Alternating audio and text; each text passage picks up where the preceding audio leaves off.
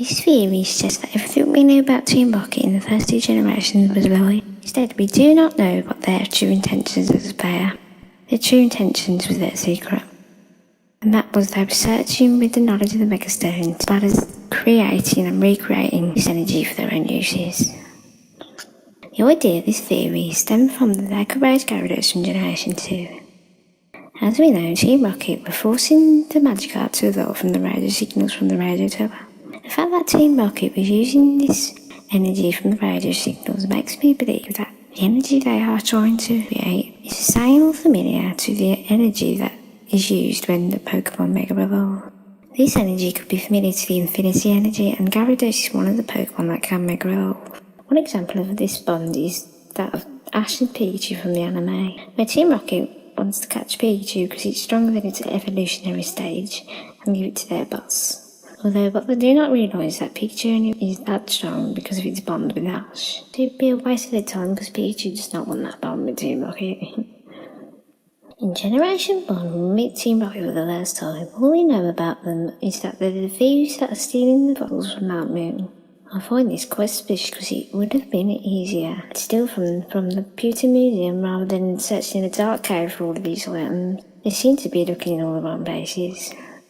And on the subject of the museum, I would like to point out the moonstones that are on exhibit there. Notice that we as a player are questioning if moonstones aren't actually as they are. This makes me believe that the moonstones on exhibit would have been the Megastones all along. That and the link to the space exhibit make me think could be the Megastones they are looking for.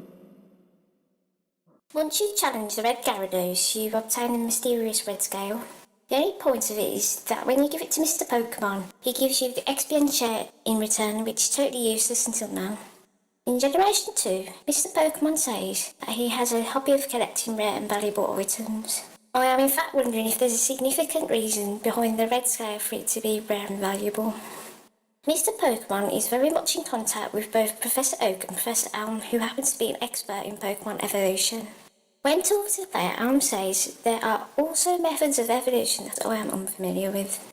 Also, Mr. Pokemon, interestingly in Heart Gold Soul Silver, gives you the red-blue orbs, which give you the access to the Weather Trio in Johto, which all have respectively Primal and Mega Evolutions in ORAS. Could it be that Professor Elm and Mr. Pokemon know about Mega Evolutions? I think Dr. Fuji, as a scientist for the Silph with the help of Giovanni's funding, created Mewtwo, but also create the Megastones in secret. But when the secret got out about what Fuji created, as well as the strongest Pokemon, Giovanni wanted the Megastones for himself, aiming for what is rightfully his, and possibly why Team Rocket was after Fuji as well as the Silph in Generation 1. But why would they kidnap Fuji and kill a Pokemon if their only intention was to steal the Master Ball? Because their only intention was to go in search of the Megastones, but we don't actually realise it. Also, in Pokemon Origins, Mr. Fuji gives Red the Charizard IX as a token of appreciation for defeating Team Rocket. In the Pokemon movie, Mewtwo wears a robotic armour that makes it harness and control its power. The armour is kind of familiar to how Mega Evolutions are. The only difference between this and the Mega Evolutions are that Mewtwo and Giovanni does not have that trainer bond that is needed for Mega Evolution. This draws back for what I said about Pikachu and Ash with their bond. Mewtwo being created and cloned by an eyelash extra of Mew makes me believe the Megastones are created in somewhat the same way Mewtwo was created, but in a sense that the Mega Evolutions are not permanent, so they cannot wreak havoc like Mewtwo did, and I believe Fuji made this mistake and made an enhanced version of his experiment, the Megastones. There's a rumour. I heard that Mr. Fuji isn't from these parts originally. In Fire Red Leaf Green, the fame checker states that Fuji isn't originally from Kanto. In Pokemon Origins, however, Oak mentions that Fuji researched the Megastones in his early years of Kalos. In Generation 1, Fuji gives you the Pokeflute to wake up Snorlax, however in Generation 2, the Pokeflute is now recording on the Kanto radio tower, similar to how Team Rocket's radio cast used in Johto. This makes me believe that there could only be one Pokeflute in the main series of Pokemon games. In Kalos, however, after you wake up Snorlax, the Pokeflute is displayed in Shibinu Castle, assumed to belong to the Black Belt. This could be because the Pokeflute is a rare, one-of-a-kind item, and I possibly believe it could be owned by Dr. Fuji. I also suspect that Fuji could be the owner of Seven Newcastle, but this could not be proven. In Generation 6, the Pokemon Village, I think it has a strong connection to Generation 1. Legend has it, this place exists where Pokemon live in hiding, but no one has ever found it. According to Gym Leader Wolfick, most Pokemon here are runaways that escape from bad people who did awful things to them. Is it coincidental that there are runaway Pokemon and that there is a Mewtwo in the cave? It is also named after the cave that is on the outskirts of Cerulean City, the Unknown Dungeon. I think that some Pokemon that appear in the village seem likely to be partially experimented on or are inanimate objects that are now Pokemon. The Early is rumoured to be a failed Mew, Bayonet being based on a doll and possibly a Pokeball influenced Amoonguss. This could actually be another hiding place where Mewtwo would run to get away from Team Rocket in the main series game.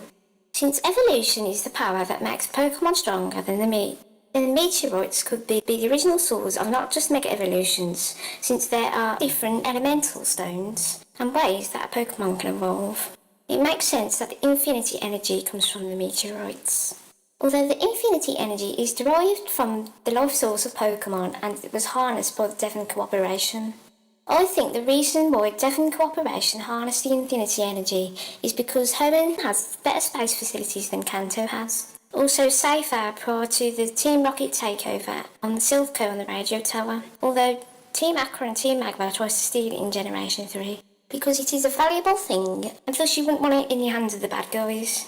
3,000 years prior to the events of Pokemon X and Y, as his Floette died in a war, AZ created a machine to revive Floette powered by the life force of many Pokemon. His rage was not suffered though, so he converted the machine into the ultimate weapon and used it to end the war. This energy is what Professor Sycamore believes is what makes the Megastones work. Specifically, when the weapon was fired, the power of the beam radiated the energy to Xerneas and Yveltal across the region and influenced itself into these stones. From what I said earlier about Dr. Fuji researching Kalos in his early years, it makes me believe that Fuji researched AZ's idea of reviving his Floette and applied it into his research into Chlorine Mew. If Professor Sycamore believes that the Infinity Energy is what makes the Megastones work, then I do think that it is possible that Fuji knew about how to create the Megastones and put it in his work for Mewtwo. I think it's quite strange that Mewtwo X and Y had to come from somewhere, thus making the events happen in Generation 1.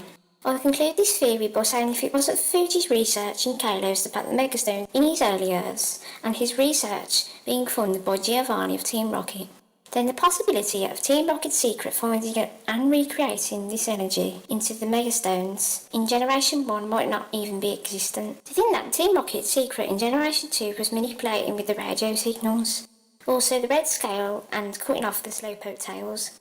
This makes me believe that there is a strong connection of gaining the Pokemon's DNA, like what Fuji did with Mew, to clone Mewtwo, and creating the signals that induced the Magikarp's evolution is quite suspicious. This is why I think that Mewtwo had the armour on in the Pokemon movie, because Giovanni could not control Mewtwo's energy because they did not have the trainer relationship, hence the armour machine. Though it is quite a familiar thing that we would see in Mega Evolution by harnessing its abilities and by being in Giovanni's control. Possibly Mutanite X and Y was Fuji's mission, and that was to put back for what was right when he made the mistake with Mewtwo. A strong Pokemon that does not have control over its powers. I know different parts of the franchise of the Pokemon world are different, but when you think about it, it makes perfect sense that in the main series games, Team Rocket's secret mission was to look for and recreate the Mega Evolutions. After the fact that Team Rocket found out about what Fuji created, and for Giovanni to get back for what should be rightfully his. I just think it's relevant to Generation 7 because I think, like, Ultimate Weapon kind of looks like Celestelia, and that is an Ultra Beast in the Ultra world, and I think, like, be like a plot line for Team Rocket, and the Ultimate Weapon is the Infinity Energy that makes the Pokemon Mega Evolve. The Necrozma, like, kind of thing in the Ultra world is, I think that may be the energy that could be the actual source of the Infinity Energy and the life source of all Pokemon. is what I think that Team Rocket's gonna stealing Ultra Sun and Ultra Moon now with the Rainbow Rocket has been announced. I'm quite excited for that. I enjoy my video.